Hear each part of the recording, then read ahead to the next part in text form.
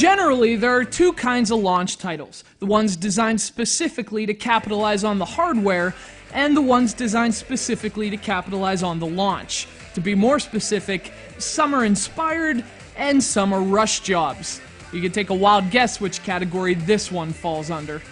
Released alongside Nintendo's fancy new portable, The Sims 3 brought name recognition to the 3DS launch, and little else. This is a clunky port that never captures the spirit or the fun of the original.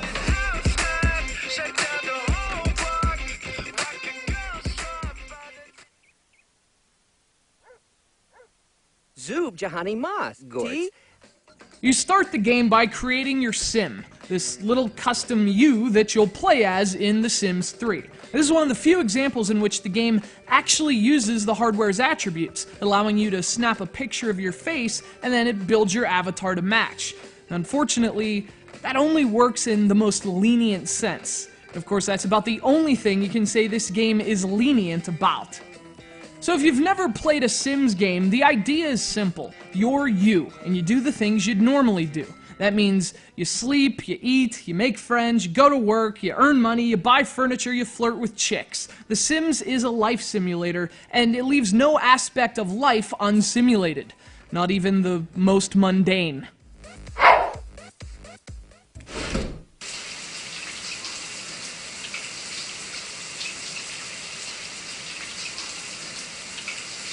But unfortunately, those are the things The Sims 3 seems to emphasize on the 3DS. Feel like you're spending way more time doing boring chores and fulfilling basic needs than socializing or doing any of the things that makes The Sims fun. And it's not just the hygiene and the sleep and work and things like that. There's even crazy stuff that gives you the impression this game is just deliberately trying to piss you off.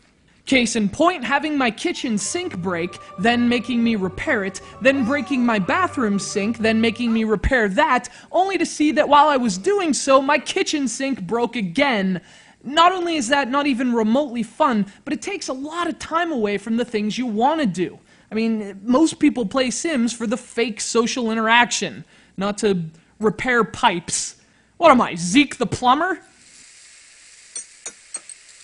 Aside from this inexplicable focus on tedium, The Sims 3 also suffers from some presentational problems. Now, you'd expect as much from a rushed launch title, but man, where do you even start with this one? The graphics are very crude, and the frame rate chugs a lot more than it should for a game that's so visually basic. There are also functional problems as well. For starters, the interface is just a mess. You interact with the game almost entirely through touch, but jamming everything onto the touchscreen results in some seriously cramped screen real estate. It's really hard to navigate, both because of the confusing layout and the overall cram-packed tininess of everything. Zeeb, Sasha Maheen. Bonchu Mazib. Por Napsa Sagabaldig.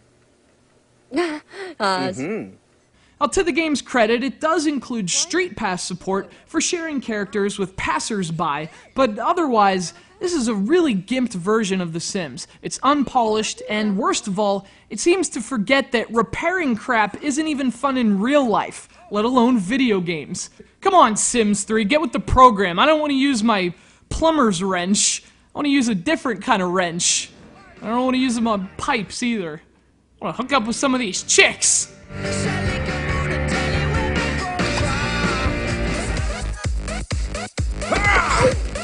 Juggalo! Juggalo!